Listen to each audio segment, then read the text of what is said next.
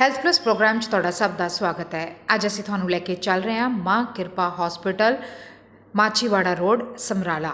ਮਾਂ ਕਿਰਪਾ ਹਸਪੀਟਲ ਇੱਕ ਨਸ਼ਾ ਛੁਡਾਊ ਕੇਂਦਰ ਹੈ। ਸਾਡੀ ਟੀਮ ਮਾਂ ਕਿਰਪਾ ਹਸਪੀਟਲ ਪਹੁੰਚੀ, ਜਿੱਥੇ ਅਸੀਂ ਇਹ ਜਾਣਿਆ ਕਿ ਅਫੀਮ, ਭੁੱਕੀ, ਡੋਡੇ ਦੀ ਨਿਰਭਰਤਾ ਦੇ ਕਈ ਲੱਛਣ ਨੇ, ਜਿਨ੍ਹਾਂ ਵਿੱਚੋਂ ਘੱਟ ਸਮੇਂ ਦੀ ਤੋੜ ਦੇ ਲੱਛਣ ਨੇ ਅੱਖ ਅਤੇ ਨੱਕ ਤੋਂ ਪਾਣੀ ਆਉਣਾ, ਉਬਾਸੀ ਆਉਣਾ, ਪਸੀਨਾ ਆਉਣਾ, ਦਰਦ ਹੋਣਾ, ਬੇਚੈਨੀ, ਨੀਂਦ ਨਾ ਆਉਣਾ, ਚਿੜਚਿੜਾਪਨ ਅਤੇ ਨਸ਼ੇ ਕਰਨ ਦੀ ਇੱਛਾ ਹੋਣ। ਤੇ ਲੰਬੇ ਸਮੇਂ ਦੀ ਤੋੜ, ਸਰੀਰ ਵਿੱਚ ਦਰਦ ਮਹਿਸੂਸ ਹੋਣਾ, ਨੀਂਦ ਜਾਂ ਘੱਟ ਜਾਂ ਵੱਧ ਆਉਣਾ, ਕੰਮ, ਖੇਡਾਂ, ਮਨੋਰੰਜਨ ਵਿੱਚ ਮਨ ਨਾ ਲੱਗਣਾ, ਸੈਕਸ ਸੰਬੰਧੀ ਜਾਂ ਹੋਰ ਸਰੀਰਕ ਸਮੱਸਿਆਵਾਂ ਦਾ ਸਾਹਮਣਾ ਕਰਨਾ ਪੈਂਦਾ ਹੈ।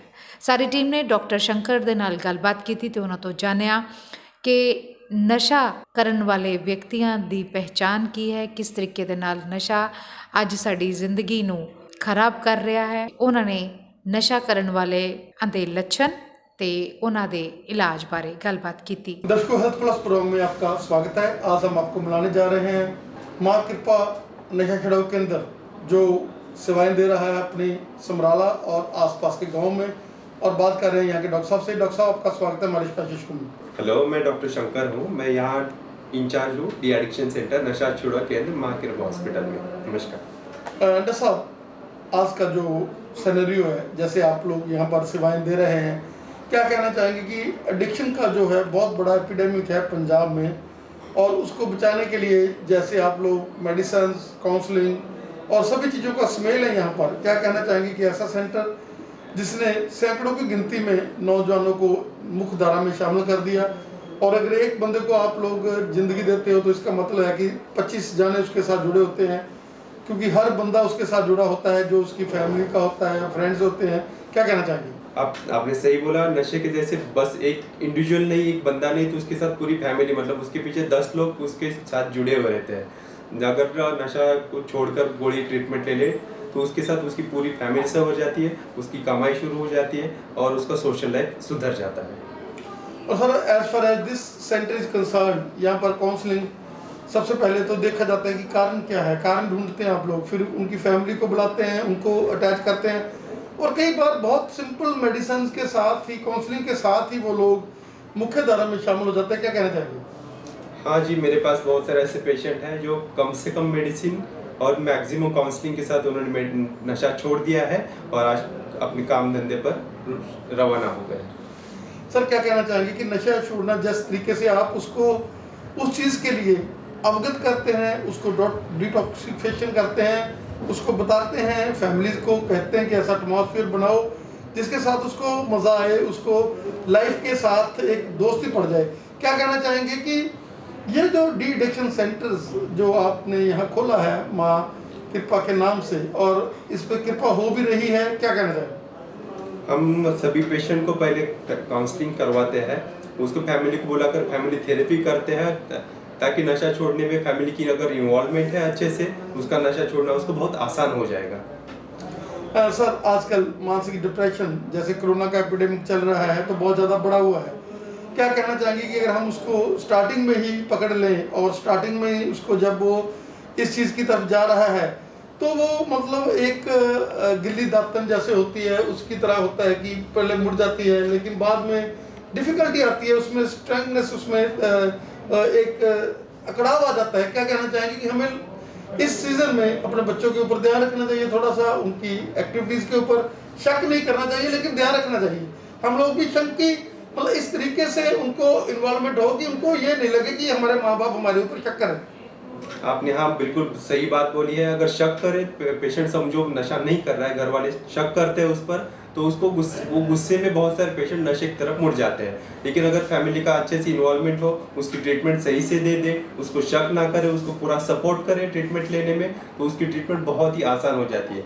और दूसरी बात, जैसे आपने डिप्रेशन वाली बोली, कि अभी कोरोना के बाद पैंडेमिक में बहुत सारे लोगों की अर्निंग अलग अलग वजह से अर्निंग कम हो गई, कमाई कम हो गई, उसकी वजह से उनको डिप्रेशन बहुत कॉमन हो रहा है। सिम्टम्स आ रहे हैं, घबराहट, बेचैनी, नींद नहीं आना, गुस्सा, चिड़चिड़, ये लक्षण बहुत सारे मरीजों में देखे जा रहे हैं। इस पेशेंट जैसे ही बोलता है कि नींद नहीं आती है, उसको अगर डिटेल्स क्वेश्चनिंग करें, हिस्ट्री निकाले तो वो डिप्रेशन का मरीज पाया जाता है और उसको हम ट्रीटमेंट शुरू कर देते हैं। अगले 1-1.5 महीने में उसके सिम्टम काफ़ी कंट्रोल हो जाते हैं और वो उसका डिप्रेशन कम होके वो छोटे मोटे कुछ काम धंधे पर फिर से अपना शुरू कर देता है।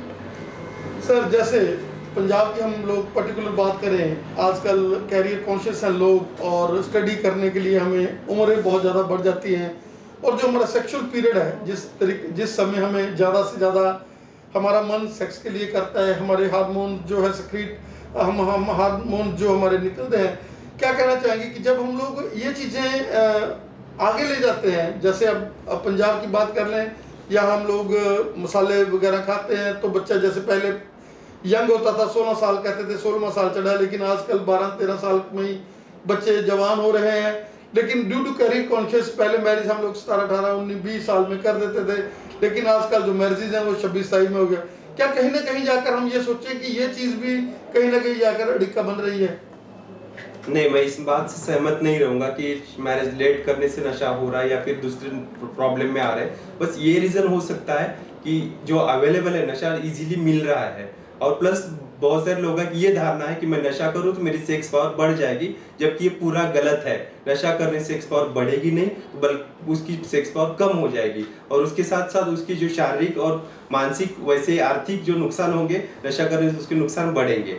और रही बात आप शादी जल्दी या लेट करने से, नशा एक बीमारी है, शादी जल्दी करने से वो छूट जाएगी या फिर कम हो जाएगी, बिल्कुल धारणा गलत है।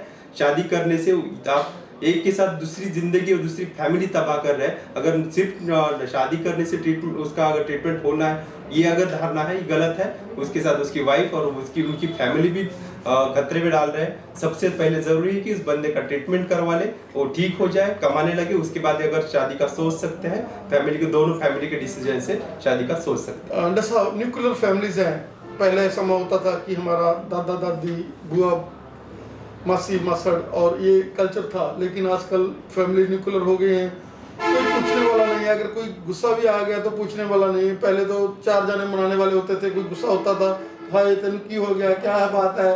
तो आज क्या ये भी चीज़ का अभाव हो गया जिसके कारण हम लोग एक उदासी में चले जाते हैं और वो चीज़ें नहीं रही। पहले हम कहते खाना नहीं खाना तो 4 जने आते थे, खाना खा ले, अब वो चीज़ें नहीं रही। ये बात बिल्कुल सही है। फैमिली न्यूक्लियर होने की वजह से मानसिक समस्या बढ़ती देखी जा रही है। जो जॉइंट फैमिली में जो सपोर्ट मिलता है दादा दादी का, मामा मासी का, जिनका सपोर्ट मिलता है वो सपोर्ट कम होता जाता है। इंसान को एक्सप्रेस करने के लिए फ्रीडम नहीं मिलता, इसलिए मानसिक बीमारियां बढ़ रही है न्यूक्लियर फैमिली से। और माँ कृपा जो सेंटर है, इसमें आप क्या क्या सेवाएं दे रहे हैं? यहाँ पर हम सभी तरह के नशे छोड़ना, जैसे अफीम जैसी तरह के नशे, दारू, शराब, तंबाकू, गुटखा, ये नशे, इसके अलावा मानसिक समस्या जैसे डिप्रेशन, एंजाइटी, स्किज़ोफ्रेनिया, साइकोसिस, इनका हम ट्रीटमेंट करते हैं काउंसलिंग करवा कर और गोलियां दवा देकर।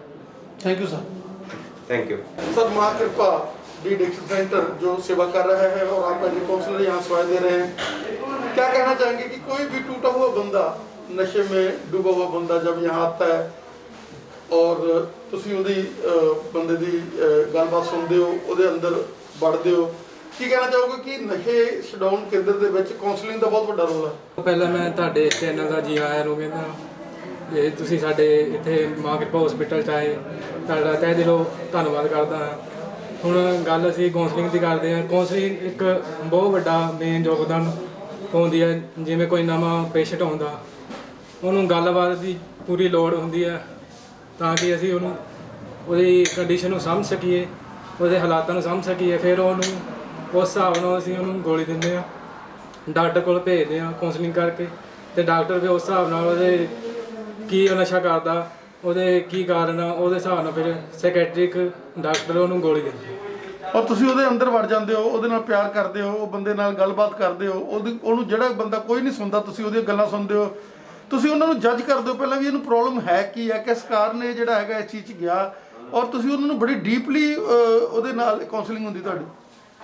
ਹਾਂਜੀ, ਪਹਿਲਾਂ ਅਸੀਂ ਉਹਨਾਂ ਜਦੋਂ ਸ਼ੁਰੂ ਤੋਂ ਸਾਡੇ ਕੋਲ ਪੇਸ਼ੈਂਟ ਆਉਂਦਾ, ਅਸੀਂ ਉਹਨਾਂ ਨਾਲ ਬੌਂਡਿੰਗ ਕ੍ਰੀਏਟ ਕਰਦੇ ਹਾਂ ਅਤੇ ਫਿਰ ਅਸੀਂ ਉਹਨੂੰ ਚੰਗੀ ਤਰ੍ਹਾਂ ਉਹਨੂੰ ਜਾਣਦੇ ਹਾਂ ਕਿ ਉਹਦਾ ਕੀ ਕਾਰਨ ਆ ਅਤੇ ਕਿਸ ਚੀਜ਼ ਦੀ ਉਹਨੂੰ ਲੋੜ ਆ, ਵੱਧ ਤੋਂ ਵੱਧ ਉਹਨਾਂ ਬੌਂਡਿੰਗ ਦੀ, ਜਾਂ ਹੋਰ ਉਹ ਕਿਉਂ ਸਮਾਜ ਤੋਂ ਟੁੱਟਿਆ, ਕੀ ਕਾਰਨ ਆ, ਅਤੇ ਉਸ ਹਿਸਾਬ ਨਾਲ ਅਸੀਂ ਉਹਨੂੰ ਤੇ ਉਸ ਹਿਸਾਬ ਨਾਲ ਅਸੀਂ ਉਹਨੂੰ ਫਿਰ ਗਾਈਡ ਕਰਦੇ ਹਾਂ ਕਿ ਤੁਹਾਨੂੰ ਆਹ ਚੀਜ਼ ਦੀ ਲੋੜ ਆ, ਤੁਸੀਂ ਇਸ ਚੀਜ਼ ਤੋਂ ਦੂਰ ਰਹਿਣਾ, ਤੇ ਅੱਗੇ ਫਿਰ ਡਾਕਟਰ ਉਹਨਾਂ ਨੂੰ ਫਿਰ ਗੱਲਬਾਤ ਕਰਦੇ। ਤਾਂ ਮੈਸੇਜ ਰਹੂਗਾ ਕਿ ਨਸ਼ਾ ਛਡਾਉਣ ਦੇ ਵਿੱਚ ਕਾਉਂਸਲਿੰਗ ਦਾ ਬਹੁਤ ਵੱਡਾ ਰੋਲ ਆ, ਔਰ ਮਾਂ-ਬਾਪ ਨੂੰ ਵੀ ਚਾਹੀਦਾ, ਤੁਸੀਂ ਕਾਉਂਸਲਿੰਗ ਇਕੱਲੇ ਬੰਦੇ ਦੀ ਨਹੀਂ ਕਰਦੇ ਬਲਕਿ ਉਹਦੇ ਪੇਰੈਂਟਸ ਦੀ, ਉਹਦੇ ਜਿਹੜੇ ਰਿਲੇਸ਼ਨ 'ਚ ਹੁੰਦੇ, ਜੇ ਵਿਆਹ ਹੈ ਤਾਂ ਉਹਦੀ ਵਾਈਫ ਨੂੰ ਬੁਲਾ ਕੇ, ਜੇ ਕੁਆਰਾ ਤਾਂ ਫਿਰ ਉਹਦੇ ਮਾਂ-ਬਾਪ ਨਾਲ, ਉਹਦੇ ਫਰੈਂਡਸ ਦੇ ਨਾਲ।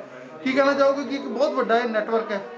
ਹਾਂਜੀ, ਪਹਿਲਾਂ ਤਾਂ ਅਸੀਂ ਪੇਸ਼ੈਂਟ ਦੀ ਇੰਡੀਵਿਜੂਅਲ ਕਾਉਂਸਲਿੰਗ ਕਰਦੇ ਹਾਂ, ਫਿਰ ਜੇ ਸਾਨੂੰ ਲੋੜ ਪੈਂਦੀ ਆ ਅਸੀਂ ਉਹਨਾਂ ਦੇ ਪਰਿਵਾਰ ਦੀ, ਤੇ ਜੇ ਉਹਨਾਂ ਦੇ ਹਸਬੈਂਡ ਜਾਂ ਵਾਈਫ ਦੀ, ਅਸੀਂ ਉਹਨਾਂ ਦੀ ਵੀ ਕਾਉਂਸਲਿੰਗ ਕਰਦੇ ਹਾਂ, ਜਿਸ ਨਾਲ ਅਸੀਂ ਪੂਰੇ ਉਹਦੇ ਡੀਪਲੀ ਉਹਦੇ ਕਾਰਨਾਂ ਨੂੰ ਜਾਣ ਸਕੀਏ ਕਿ ਕਿਉਂ ਇਸ ਚੀਜ਼ ਵੱਲ ਤੁਰਿਆ ਤੇ ਉਹਨੂੰ ਕਿਵੇਂ ਇਸ ਤੋਂ ਦੂਰ ਲੈ ਕੇ ਜਾਣਾ। ਇਸ ਕਰਕੇ ਇਸ ਨੈਟਵਰਕ ਦੀ ਜ਼ਰੂਰੀ ਲੋੜ ਹੁੰਦੀ ਹੈ।